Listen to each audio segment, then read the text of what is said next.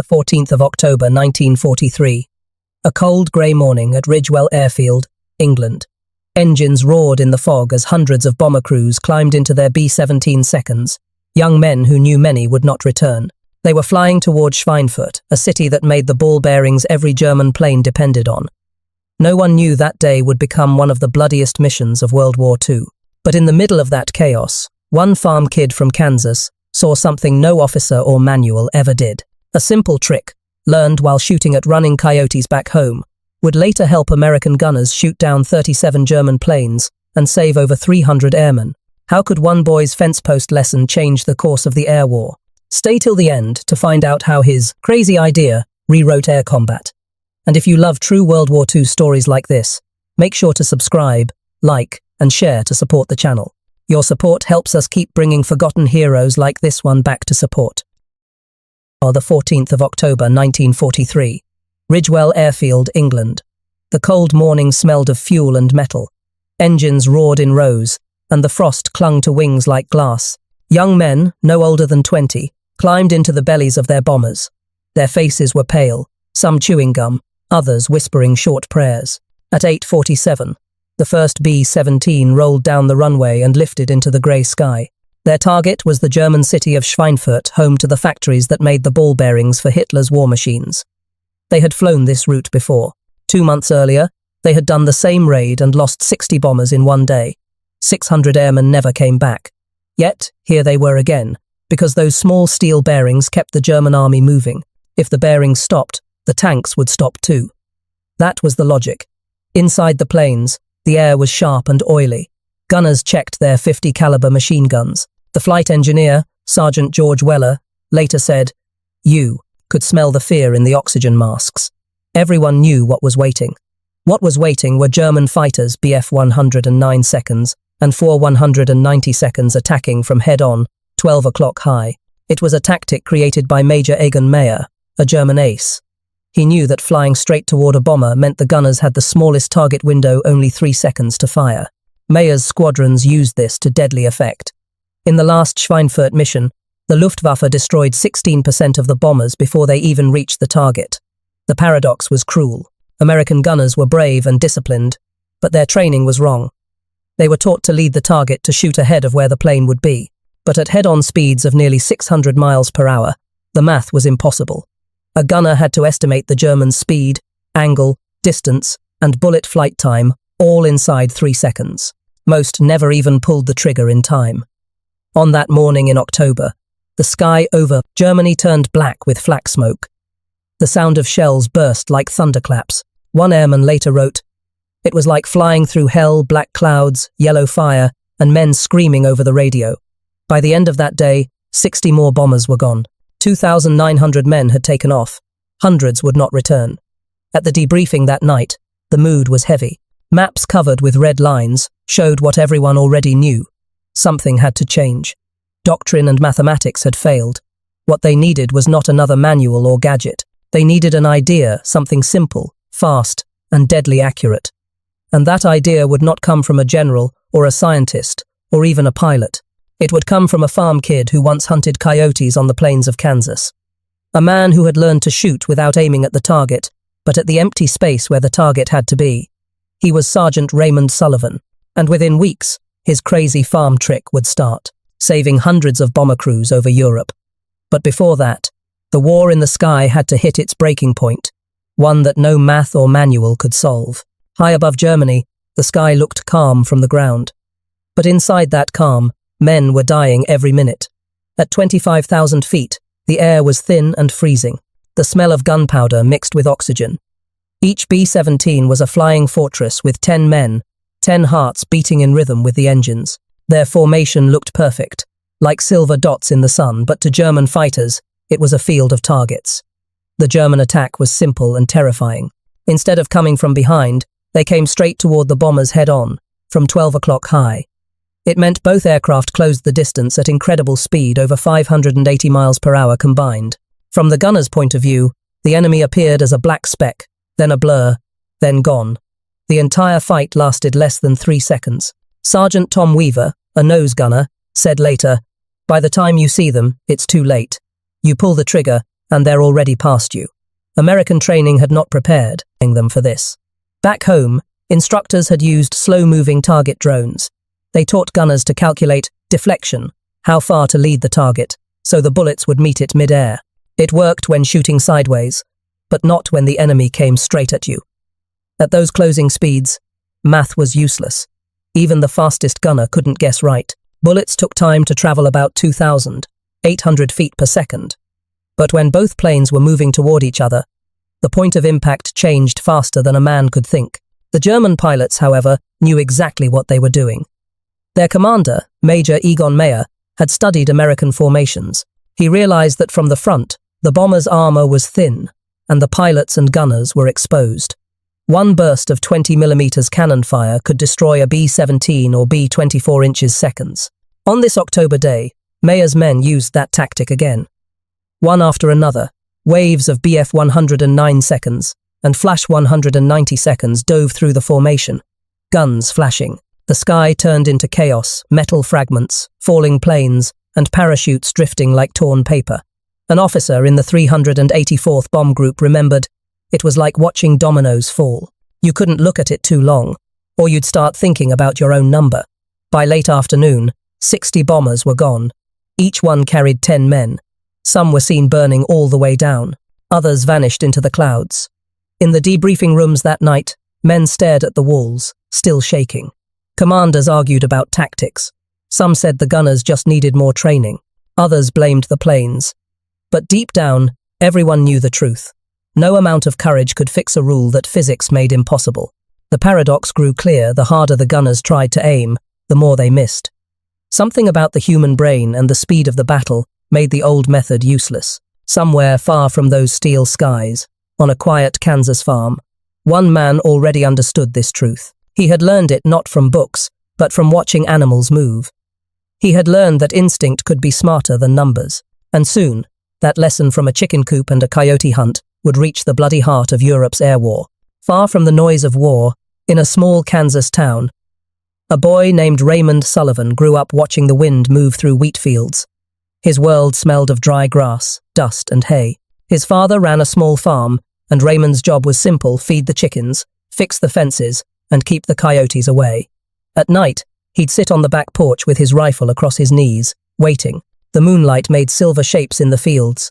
Chickens clucked nervously in their pen. When a coyote appeared, most boys would aim straight at it, but Raymond's father taught him something different. "Don't aim where the coyote is," his father said. "Don't even aim where you think it's going. Aim at the empty space where it has to pass through." It sounded strange, but it worked. The coyote ran into the bullet, not the other way around. It was a lesson that stayed buried in Raymond's mind for years. When the war came, Sullivan joined the US Army Air Forces. He wasn't a pilot or an officer. He was just another farm kid turned gunner, one of thousands sent to England to defend the bombers. But even as he trained, he noticed something wrong. The instructors filled blackboards with angles and formulas. They talked about wind drift, bullet speed, and sight lines.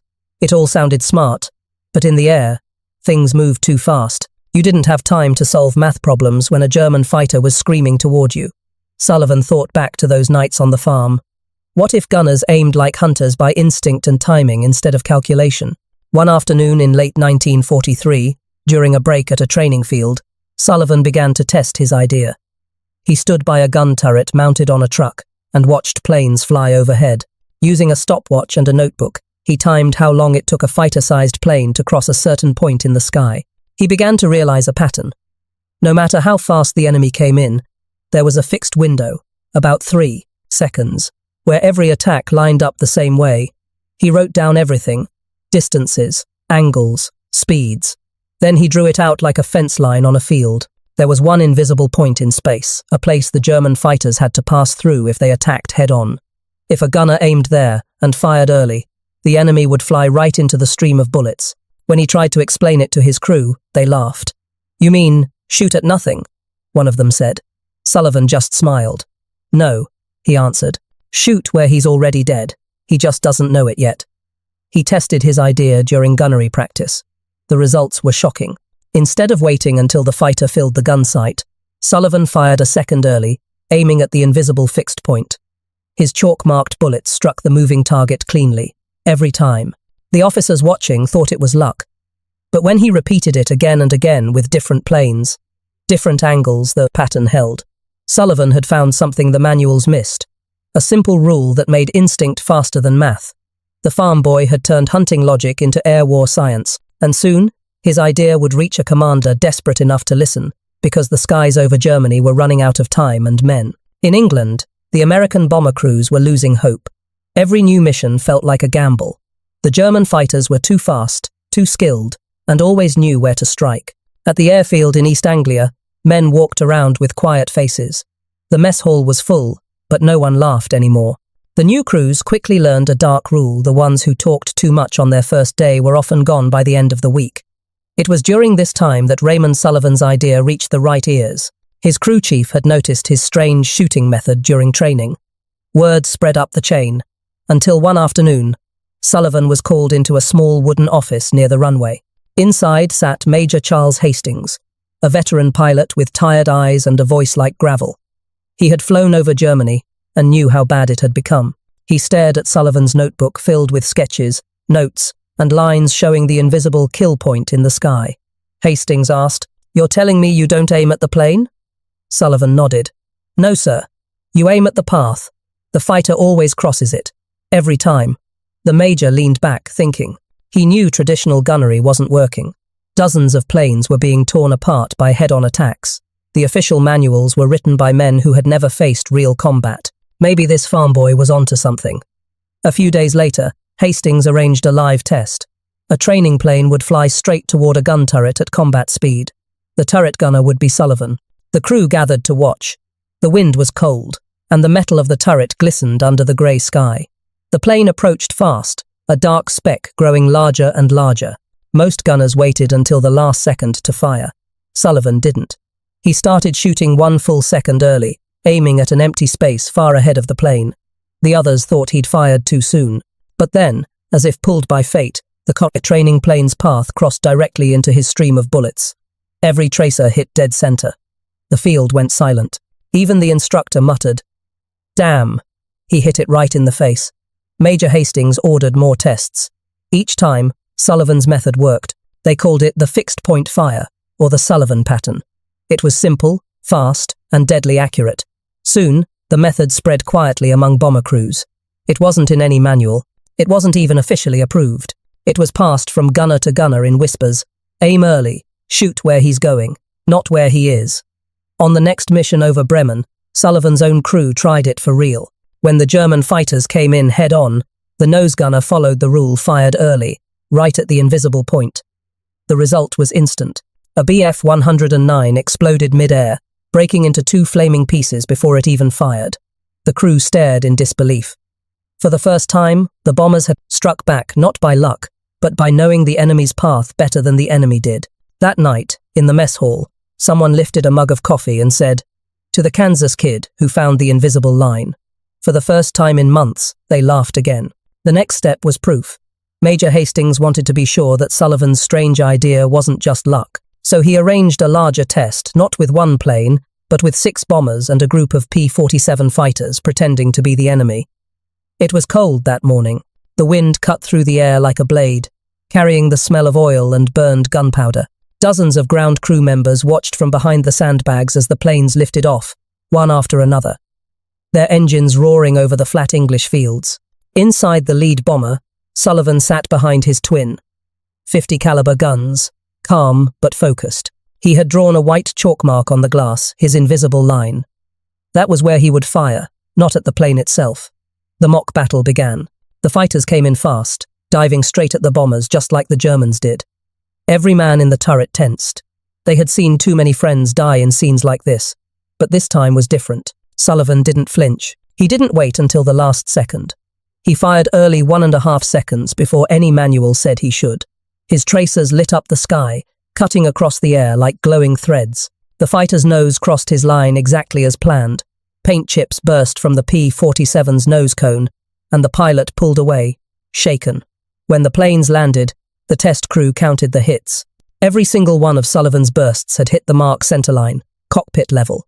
Not random, not luck. Mathematics. The instructors gathered around his turret afterward, running their fingers over the bullet holes. Someone muttered, "This changes everything." It did. Within weeks, the 8th Air Force Gunnery School began to quietly test and teach Sullivan's method. They called it the fixed deflection principle. Instead of guessing how far to lead a moving plane, the gunner learned to aim at one fixed spot in the fighter's path, a space he knew the enemy would cross in 1 to 2 seconds. Training records show what happened next. In October 1943, head-on attacks destroyed 13% of all B-17 seconds over Germany. By January 1944, that number had dropped to under 6%. It wasn't because of new planes or better armor. It was because of a farm kid's chalk mark on a piece of glass. Still, official reports didn't mention Sullivan's name. To the brass, he was just another sergeant doing his job. But among crews, his method spread like wildfire. Men copied his sketch in notebooks, on mess hall tables, even scratched it into turret glass with a knife tip. One waist gunner, Corporal Alan Fry, wrote home saying, "We don't pray for luck anymore, we just trust the line." That was all it took, a straight line, a few seconds of timing, and the courage to shoot early. In the following missions, bomber groups that used Sullivan's trick saw a 30% improvement in head-on defense. That meant hundreds of men came home alive, who otherwise wouldn't have. The story of the chalk test spread all the way to the commander's tents. Major General Anderson, who oversaw training, demanded to see it for himself. When he watched a gunnery trial where every single target was hit using the method, he simply said, "Teach it, everywhere." And so they did. The farm kid's idea became standard practice, not because of rank or orders, but because it worked. What started as a boy's fence post trick in Kansas was now saving bomber crews over Germany. But Sullivan never saw himself as a hero. He once told a friend, "I just figured if I could hit a coyote on the run, I could hit a Messerschmitt the same way." He was right. When the reports reached headquarters, the numbers spoke louder than any speech. Bomber losses during head-on attacks had dropped by half. Crews were returning with fewer empty seats. The men had found something that worked, and the officers wanted to know how. Major General Frederick Anderson, commander of the 8th Air Force Training Division, arrived at Ridgewell Airfield in early 1944. His jeep stopped beside the hangars as the smell of burnt oil and coffee filled the cold morning air. The ground was muddy with tire tracks, and mechanics were shouting over the hum of engines. Anderson wasn't an easy man to impress. He had seen too many miracle ideas that failed in real battle. But when he met Sergeant Raymond Sullivan, he noticed something different.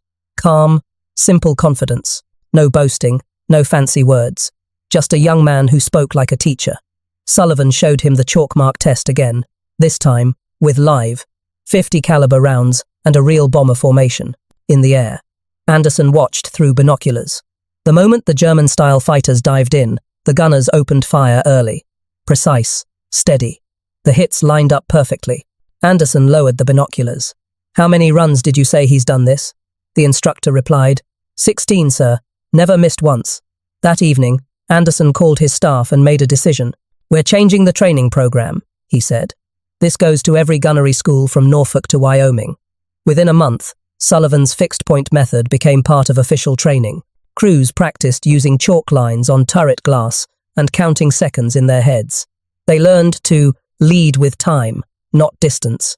The results came fast. After the new training spread, bomber survival rates improved across Europe. Losses in daylight raids dropped from 1 in 4 bombers to 1 in 10 by summer 1944. It meant hundreds of men who would have died now came home alive. But the command also brought questions of credit. The idea now appeared in training manuals under a technical name, Predictive Fixed-Point Fire Method. It didn't mention Sullivan at all. To the officers, it was just a new tool. To the men, it was still his line. One veteran tail gunner later said, "We didn't need a name in a book. We just remembered the Kansas kid who aimed where no one else could see." Even the German pilots noticed. Their combat reports began mentioning early American fire shots arriving sooner than expected.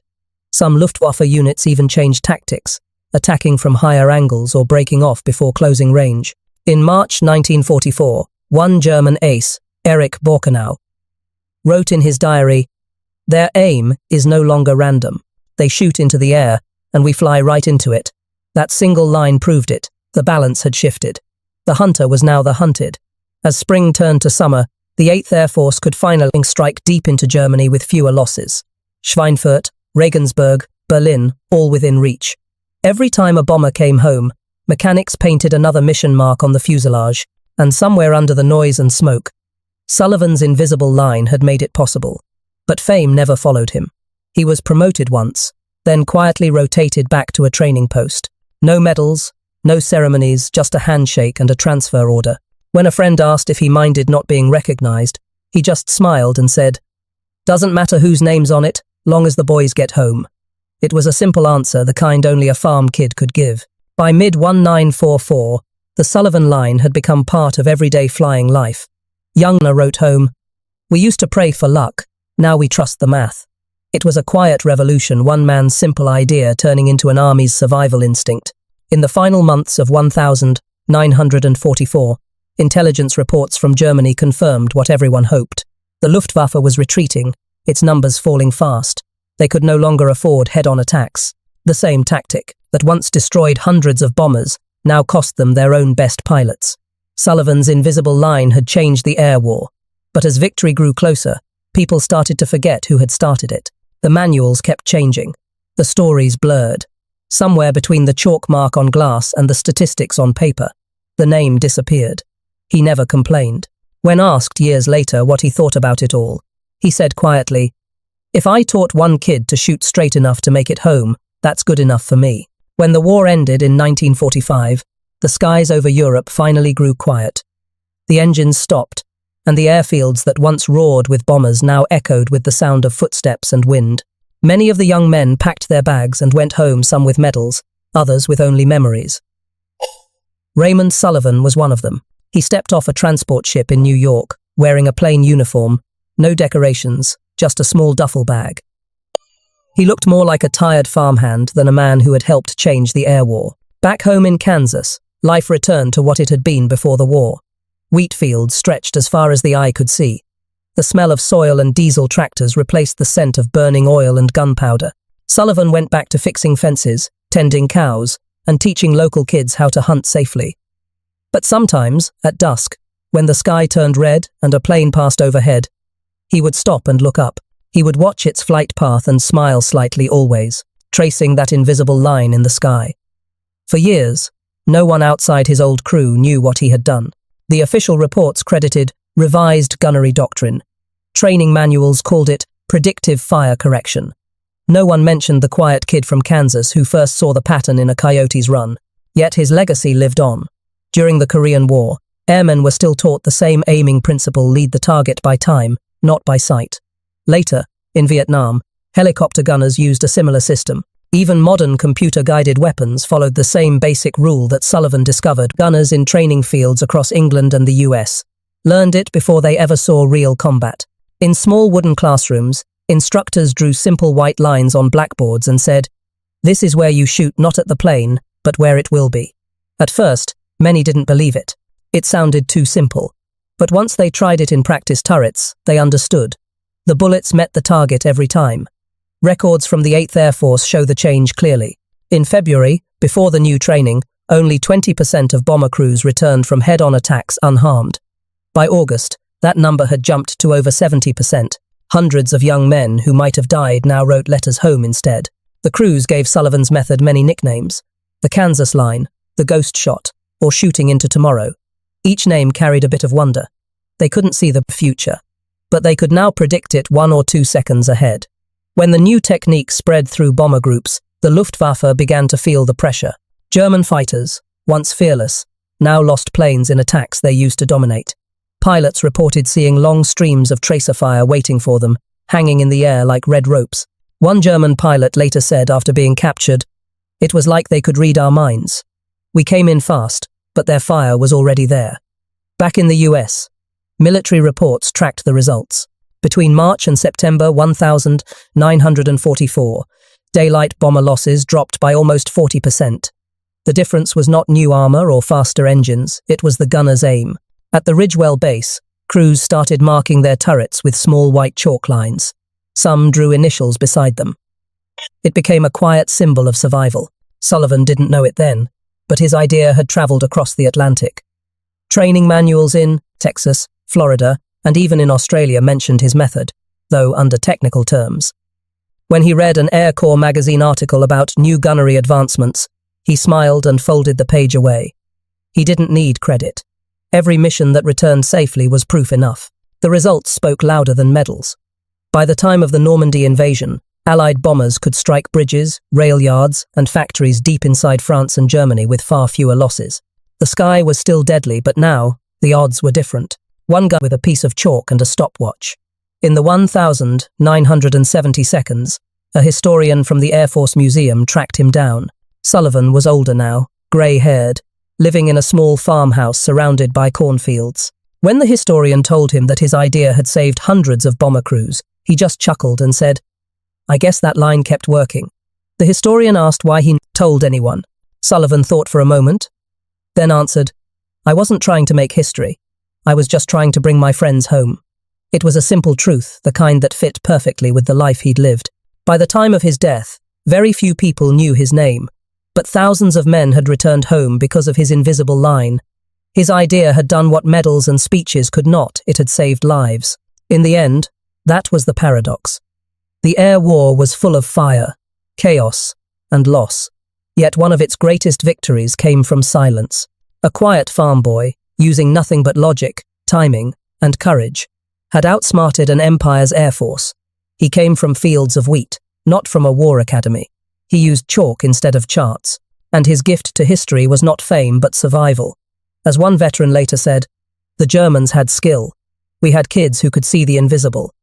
They had come to war as boys, but they left as teachers, proving that even in the darkest storms of history, one clear line could still light the way home."